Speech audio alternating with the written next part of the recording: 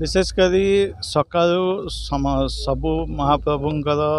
दर्शन कर सारी एवं धन्यवाद देवी कृतज्ञता ज्ञापन करी विजु जनता दल सभापति माननीय मुख्यमंत्री श्रीजुक्त नवीन पट्टनायक को सी मत आउ थे विश्वास कर आउ थे भरोसा करी मत विजु जनता दल धर्मशाला प्रार्थी कर धर्मशालावासी जो भल पाइबा अच्छी धर्मशालावासी जो सहयोग अच्छी